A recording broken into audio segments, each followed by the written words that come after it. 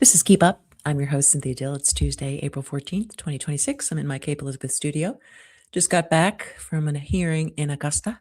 The hearing was on the LD 2239 in Maine. It's the legislation that would protect girls' sports, separating sports and private facilities in public schools on the basis of sex. And the reason why there's a hearing is because the citizens' petition was successful. The requisite number of signatures were collected, and the Maine law says that once the requisite number of signatures are collected, the legislature could, if it wanted to, just pass the law instead of sending it out to the voters. Now, of course, we know that won't happen. Mostly, it won't happen because that would deny the liberals an opportunity for another campaign. Because in my view, this whole gender identity issue really came around after the marriage equality battle was won, and there was not really anything left on the horizon for these like lifelong campaigner lobbyists to do. So they took up this new cause of supposedly transgender rights, but really what it is just another way to oppress women by allowing any man at any time to identify as a woman and enter female private spaces and play on female teams. And so it's been a disaster. And I have a feeling when the issue ultimately gets to the Supreme Court, I think we're going to win. I think the Constitution will protect women against this invasion by so-called trans people, which, for the most part, are men who have an identity that they think that they want to be a woman, even if it's for a day, even if it's just for the afternoon when they feel like being in the ladies' locker room, looking around. So I went up to support the legislation. I signed the petition. I helped collect signatures, and I fully support the law. It's not a law that discriminates against anybody. It allows all students to play sports. They can play according to their sex on the girls' team, on the boys' team, or co-ed. And there's nothing discriminatory about it. Everybody plays by the same rules. Everybody gets the chance to play. So I went up to support it, and I'm on my way into the State House off to the right. There's a room that's used for press conferences, and there was a press conference going on, and it was a press conference by the opponents of the law, the Alphabet Club, the the same old players that have been around the State House for decades. And it's kind of like in high school where you have like the popular kids. Well, this group of lobbyists, because the Democrats have been in charge for so long, and that this group of lobbyists has so much influence on the Democratic Party, that they're like the popular kids. So they're hanging around, and they all get paid a lot of money. And I thought it was interesting that the theme that they came up with, I'm sure they had focus groups that cost a lot of money, and I'm sure they brought in other consultants. And the theme they came up with is that they're going to fight the referendum question to divide sports on the basis of sex to protect girls' sports. They're going to fight it on this. This is what they're testing the waters with this campaign message: protecting women and girls from being body policed by billionaires. That you can. There's probably a little alliteration in there, and of course, the billionaires gets people going. And this just sounds like it's a riff off a familiar tune, because the same old people have been doing these campaign ballot committee questions for years. It's how they make their bread and butter. It's David Farmer. He was like he was in the Baldacci administration, and he's headed up a lot of these questions successfully. The last one was the voter ID, and his shop were successful in defeating the voter ID. And so they have a playbook, and they pull it out and they use it, and sometimes it wins, sometimes it doesn't. And I don't think this year it's going to win. I just don't think they have a winning message. I think what they want to do is suggest that because they have all the same players as the marriage equality campaign, Mary Bonato being the rock star, Mary Bonato, who we went to the same law school together. I'm sure she's much smarter than I am, right? She's clearly more successful because she went up to the Supreme Court and won the Obergefell case, which gives us marriage equality, which I'm so happy about, right? I fully support. I have a gay daughter. I hope she gets married. Mary Bonato is the face of this, telling all the Democrats that, oh, this is really good law, and we need to do it to protect the civil rights of these trans kids. And so you got GLAD Law, the big heavy hitter from Boston, right? It's a nonprofit law firm out of Boston. The annual revenue for the last year on its report was, I think, $15 million. None of the donors are disclosed, right? This the 990 Schedule B. We don't know who funds Equality Maine or GLAD Law.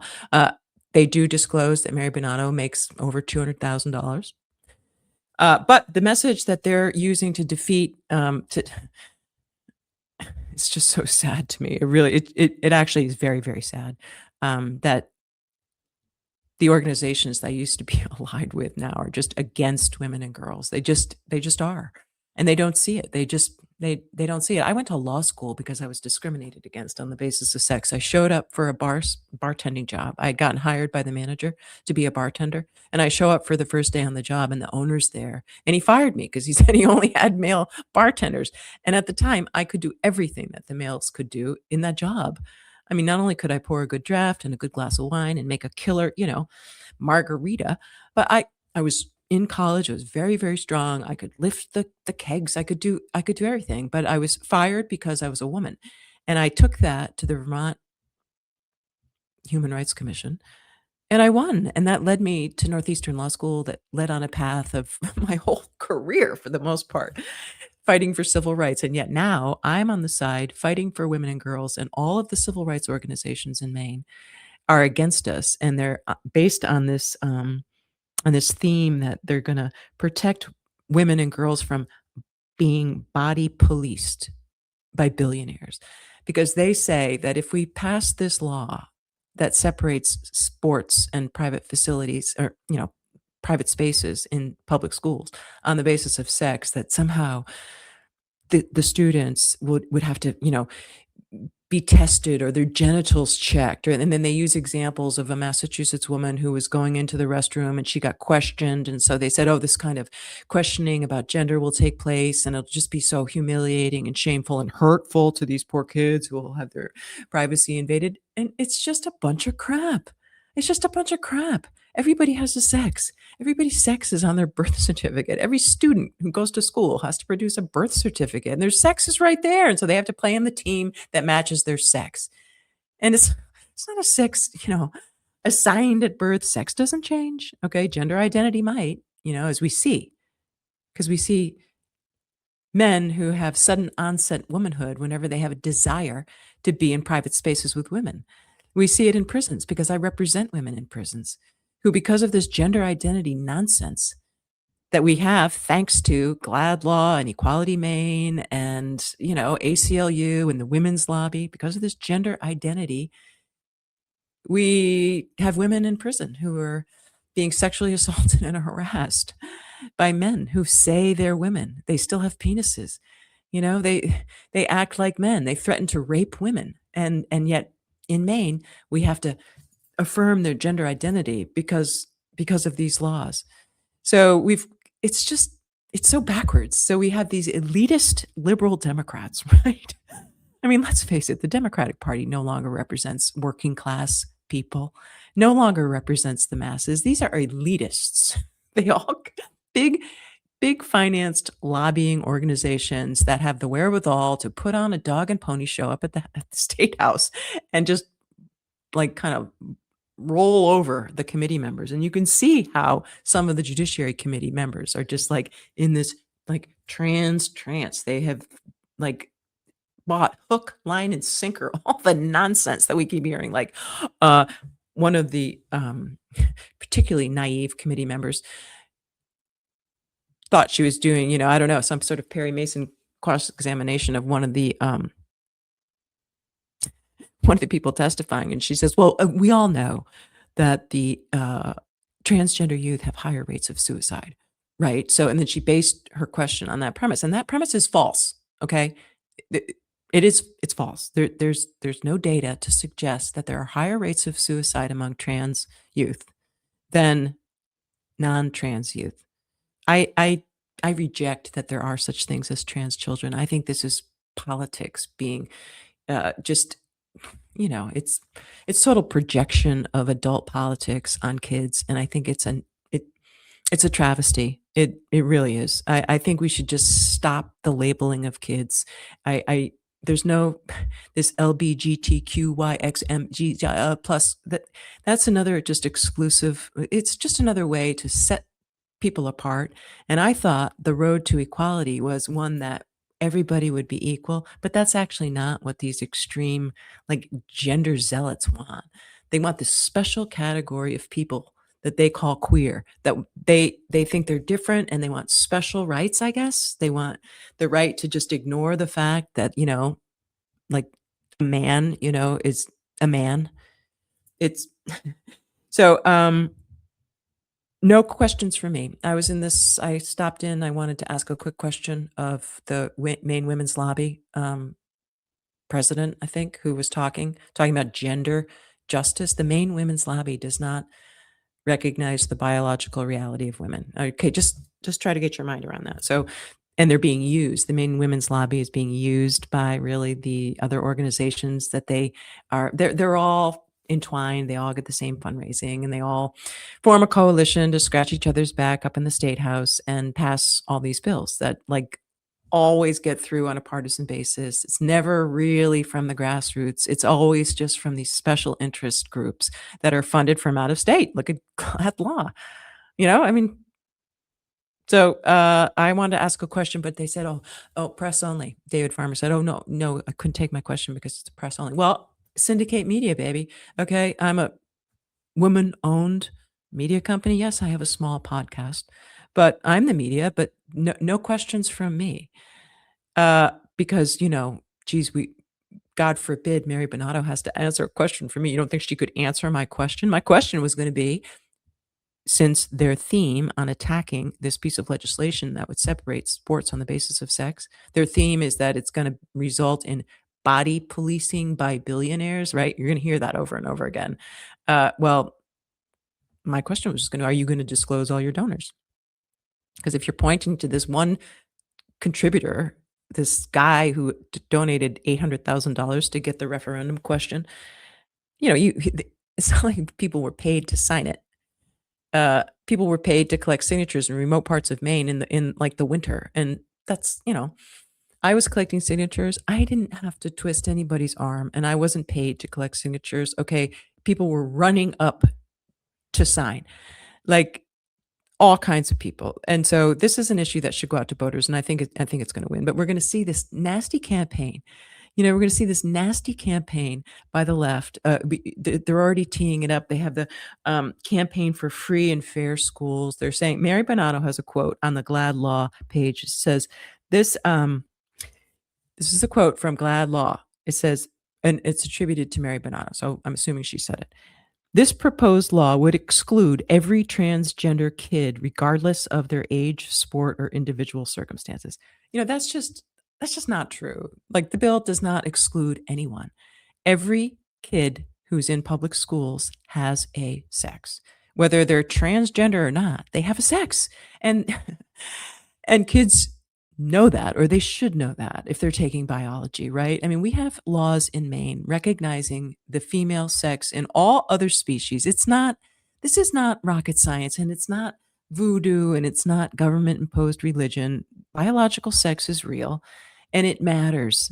And so for Mary Bonato to say this proposed law would exclude every transgender kid, well, first of all, what is a transgender kid, right? What is a transgender kid? It's not even defined. It's just, and I reject that any child is transgender. I think children are children, and the parents and the lobbyists need to just stop using them as political pawns to somehow affirm and elevate their own lifestyle. The kids are being used by these special interest groups, and it's disgusting. The proposed law would not exclude every transgender kid, regardless of their age, sport, or individual circumstances. The proposed law would allow every student to play sports based on their sex or in a co-ed team.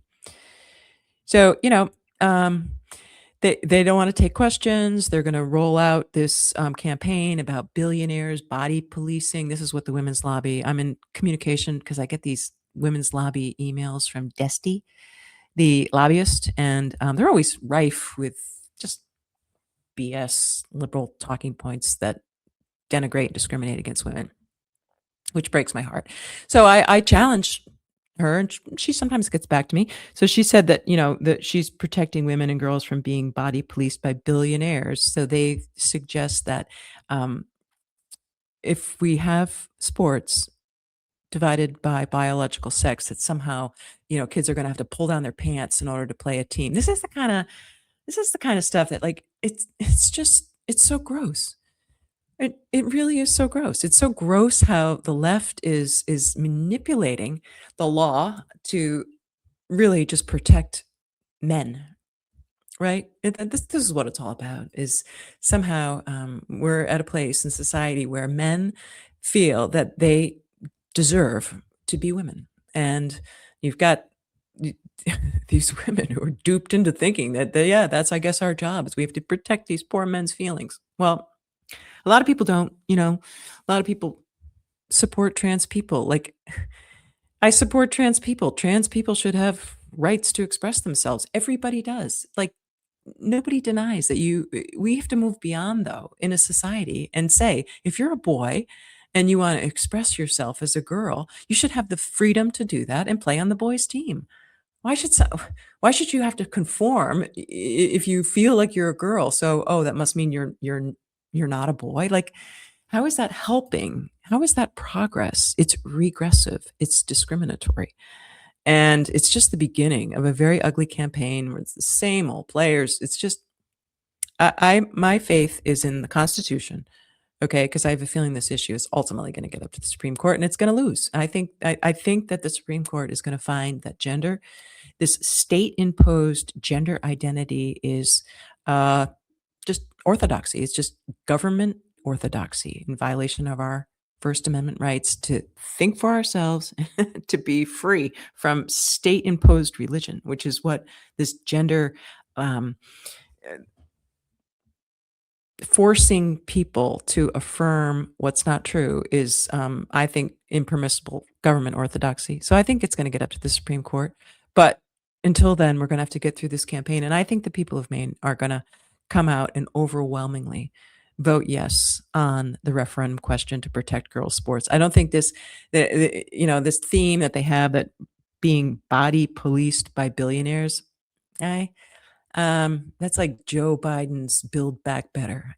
Look how good that turned out. It's not a winning theme. No, everybody understands what a birth certificate is, and I think everybody understands that billionaires. I mean, for the for the Bernstein Shore crowd and the Glad Law crowd and all the people who are getting paid a lot of money to be there this morning. Okay, I'm there on my own with a small women's group who's trying to collect enough money to have, like, Zoom, grassroots volunteers, and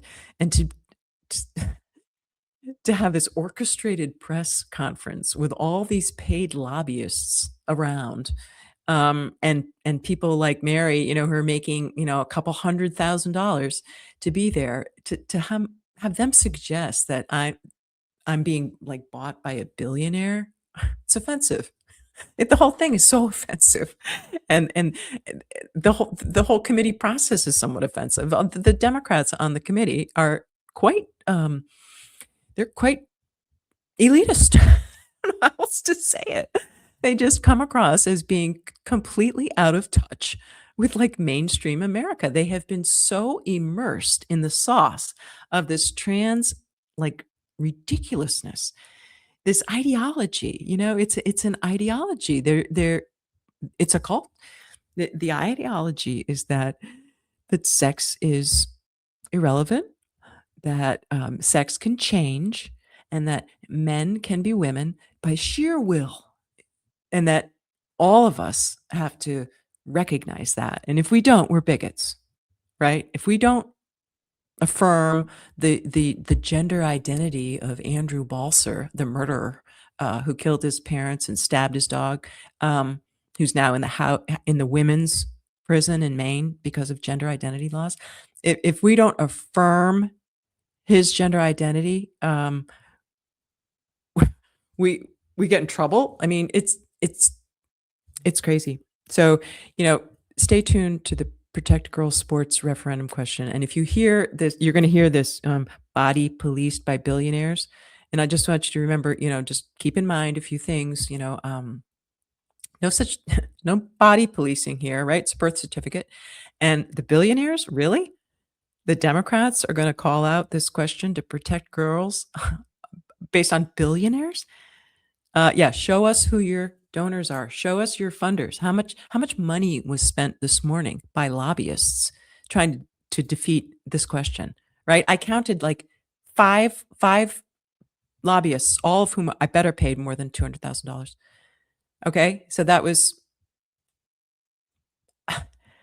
and and and I'm influenced by a billionaire? No, the Judiciary Committee is captured by the left alphabet club, the clique, the cool kids up at the state house, the ones who have been running the table, the ones who have been just shoving this gender ideology down our throats. They're working every area. I mean, you go into the policies that have been created by a lot of state agencies. They've been created using like routine technical rulemaking processes, and those are influenced by lobbyists. Glad Law has its hands on everything, on everything. The gender identity has just been shaped by by these outside groups. I mean, they're out of state. They're millionaires. They report $15 million in revenue. We don't know where that comes from. ACLU, show us your money. Show us your contributors, because it, if this is just about who's donating to the campaign, well, I'm sure that it's going to be a fair fight. I'm sure it's going to be a somewhat equal fight. I'm sure the Democrats are going to be very successful in raising a lot of money because they do what what they're doing now, which is lying about the law, saying that the proposed law would exclude every transgender kid. No, actually, it wouldn't. It wouldn't. And even if Mary Bonanno says it's true, in this case, she's wrong. I mean, I don't know how I I would have loved to ask her the question, but I was denied, because I guess I don't know. I guess I'm not the media. I'm not a maybe it's because 'cause I'm a woman. I think that's what it really boils down to is discrimination against me because I'm a woman, um, by the Alphabet Club. Poor me.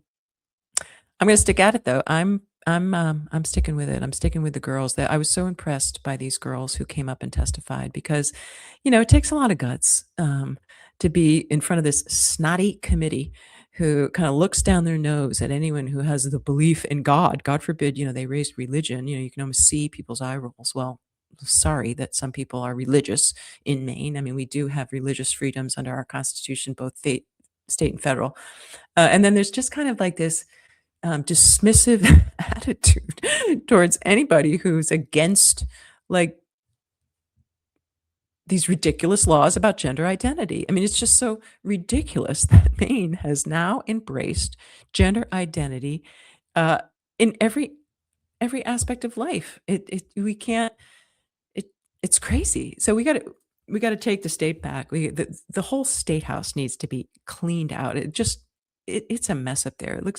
There's all this construction everywhere to have security, you know, um, all the spaces, all the space that used to be for people to just be in the state house has been taken up by like legislative bureaucracy and like I said, these lobbyists who are so entrenched, they've kind of taken over. Like you go into the law library because you want to do some research, and there's just cackles of lobbyists, just all the left wing lobbyists just sitting there talking, using their cell phones as if they own the place, because they do own the place. They own the place, they own the legislators.